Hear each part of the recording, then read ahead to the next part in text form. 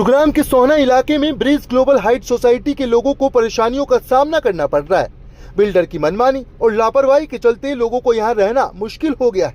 5 साल पहले लोगों को पोजेशन मिल गया, लेकिन RWA बनने के बाद भी अभी तक बिल्डर ने उन्हें हैंडओवर नहीं दिया। यही नहीं, सोसाइटी में बिल्डर की तरफ से STP की भी व्यवस्था नहीं की गई, जिसके चलते लोगों को अपने रुपए खर्च कर यहाँ से गंदे पानी को निकालना पड़ता है। इसके अलावा सोसाइटी में जो पीने के पानी की व्यवस्था बिल्डर को करनी थी, वह भी अभी तक नहीं की गई, जिसके चलते लोगों को बाहर से टैंकर से पानी मंगाकर गुजारा करना पड़ रहा है। वहीं ब्रिज ग्लोबल हाइट सोसाइटी में कंस्ट्रक्शन सामग्री ऐसी लगाई गई है जिससे अभी से ही फ्लैट की दीवारों से प्लास्टर झड़ने लगा है, जिससे कई दफा ये प्लास्टर गाड़ियों पर भी पड़ चुका है। वहीं इसकी भी शिकायत विभाग को की गई, लेकिन बिल्डर की तरफ से कोई भी कदम नहीं उठाया गया, जिसके चलते इस समिति के अधिकांश फ्लैट जर्जर हालत में होते जा रहे हैं। आइए आपको सुनाते हैं वहां के स्थानीय निवासियों ने इस बारे में क्या कुछ कहा। क्या नाम है सर आपका? मैं राकेश साहा। सर साहब, किस तरह की दिक्कतें हैं सिक्योरिटी के लिहाज से और सीवर समस्या भी, पानी की पीने की समस्या भी? हाँ, हमारे यहाँ वाटर और सीवर की प्रॉब्लम सबसे बड़ी प्रॉब्लम है। सबसे बड़ी शिकायत हमारी जो है वो DTCP से है कि सोसाइटी को बिना वाटर एंड सीवर के प्रोविजन के OC कैसे मिला। इसके बारे में हमने DTCP को भी लिखा हुआ है। अभी हमने NGT में भी केस किया हुआ है। हमने बिल्डर को भी पार्टी बनाया हुआ है, GMDA को पार्टी बनाया हुआ है, DTCP को पार्टी बनाया हुआ है और उस पर हम NGT में केस लड़ रहे हैं।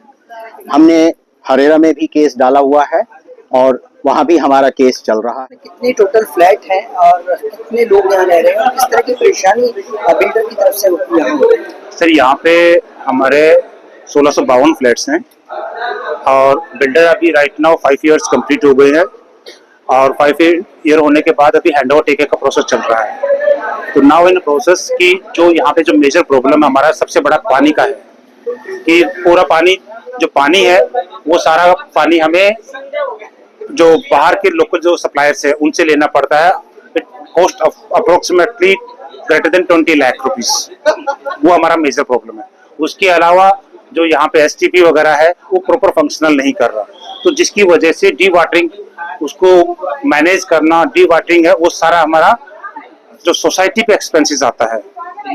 तो क्या RWA को हैंडओवर कर दिया जाए तो तमाम समस्याओं का समाधान हो सकता है? देखो, एज पर लॉ आफ्टर 5 इयर्स वो RWA को हैंडओवर करना पड़ेगा, बट ओनली कंसर्न कि वो proper functionally and proper legal जो डॉक्यूमेंट्स हैं उनके साथ किया जाए। क्या पानी के पैसे भी आपसे लिए जा रहे हैं? यस, पानी का पैसा हम देते हैं।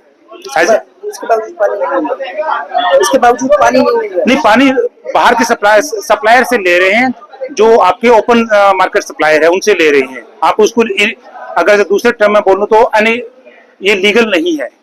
जो गवर्नमेंट का पानी आना चाहिए इस सोसाइटी के अंदर वो नहीं आ रहा। अगर वो आता है तो हमारे कॉस्ट ऑफ जो लिविंग स्टैंडर्ड है वो बढ़ जाएगा और जो बर्डन है सोसाइटी के ऊपर वो कम हो जाएगा।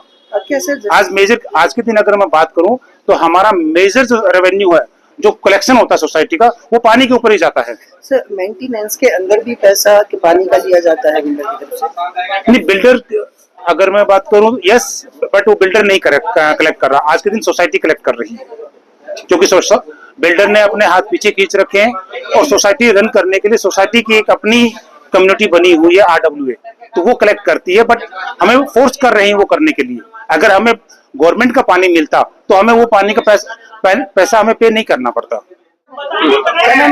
मेरा नाम नवीन है, नवीन टिमरी। नवीन जी, किस तरह की प्रॉब्लम है? क्योंकि सुरक्षा के लिहाज से देखा जाए तो बिल्डिंग जर्जर हो चुकी है और पानी की क्या समस्या? मेजर प्रॉब्लम तो यही है पानी की और बिल्डिंग की जो क्वालिटी है। बिल्डिंग में तो प्लास्टर वगैरह पील ऑफ हो रहा है, बालकनी गिर रही है। उसके लिए कई बार बिल्डर को भी बोला गया है, समझाया गया है, लेकिन रिजल्ट अभी तक कुछ मिलता नहीं है। 5 साल हो चुके हैं। अब 5 साल के बाद उनके पास एक ये प्ली भी होती है कि अब हैंडओवर का टाइम आ चुका है और हमारी रिस्पॉन्सिबिलिटी खत्म हो चुकी है, क्योंकि ये अफोर्डेबल हाउसिंग है। लेकिन अफोर्डेबल हाउसिंग में हमारा जो रिक्वेस्ट है उनसे कि पिछले 5 साल में जो उन्हें करना चाहिए था वो भी नहीं किया हुआ है, और उसके कारण ये पाइल अप होता जा रहा है। तो हम उनसे यही रिक्वेस्ट करते हैं कि इस सब पे ध्यान दें, उनका प्रोजेक्ट है और उनकी गुडविल भी इस पे टिकी हुई है, तो वो उस पे काम करें। दूसरा इशू जो हमारा मेन है वो पानी का है, क्योंकि गवर्नमेंट की सप्लाई यहाँ है नहीं, तो हमें दूसरे सोर्सेज पे रिलाय करना पड़ता है, जो कि अनहाइजेनिक भी है, क्वालिटी भी ठीक नहीं है और रेट भी बहुत ज्यादा है।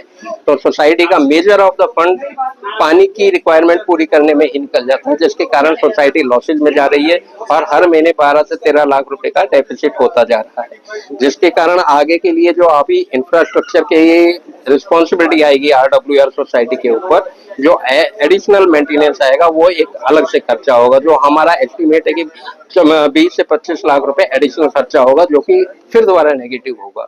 अब उसका रीजन ये है कि हमारा जो सीवर सिस्टम है वो नहीं है, हमारा पानी का सिस्टम है वो नहीं है, उसके कारण हमारा मेजर जो फंड है यही यूज हो रहा है। सर क्या नाम है आपका? मैं captain Gajraj Singh global height में रहता हूँ। मेरा टावर नंबर 3 107 है। सर क्या प्रॉब्लम है, किस तरह की बिल्डर के साथ? सर हमारी बहुत सारी प्रॉब्लम है। एक तो सबसे पहले हमारा जो बिल्डिंग का जो कंडीशन है वो जर्जर होता जा रहा है। फर्स्ट है हमारा यहाँ पे STP का प्रॉब्लम। STP का पानी जो है बाहर निकलता है, जगह जगह पूरी सोसाइटी में जो गंदा पानी है वो भर जाता है, बारिश के टाइम पे ओवरफ्लो हो जाता है। उसके बाद जो डेंटिंग पेंटिंग का जो काम है, छज्जे जो हैं वो नीचे गिर रहे हैं, कई बच्चों के ऊपर गिरे हैं, कई लोगों के ऊपर आके गिरे हैं। तो इस कंडीशन में हम लोग आ गए तो करें क्या। अभी बिल्डर को हमने बोला है भाई अंडरटेकिंग का टाइम आ रहा है, लेकिन बिल्डर ने और NGT वगैरह में केस गया हुआ है। बिल्डर ने भी हमको बोला है कि भाई हम 1-2 महीने में अपना काम प्रोसेस कर देंगे, लेकिन अभी तक बिल्डर ने कोई भी काम ग्राउंड पे आके प्रोसेस में नहीं डाला। क्या बिल्डर टेक ओवर आपको नहीं कर रहा है? नहीं, बिल्डर बोलता है कि टेक ओवर करने के लिए हमने उनको बोला है, तो बिल्डर को हमने पहले ये बोला है कि जो आपकी लायबिलिटीज बची हुई है पहले आप उनको कंप्लीट कर दीजिए, उसके बाद हम आपको हैंड ओवर करेंगे। तो बिल्डर बोलता है कि ठीक है, पहले मैं STP पे काम करूंगा, उसके बाद फिर डेंटिंग वेंटिंग का काम होगा। उसके बाद फिर हमने बोला है उनको कि ठीक है, जब आप ये काम कर देते हो फिर हम फर्दर आगे बढ़ेंगे, जब आपके सारे कंप्लीट हो जाएंगे तब हम आपका हैंड टेक ओवर करेंगे।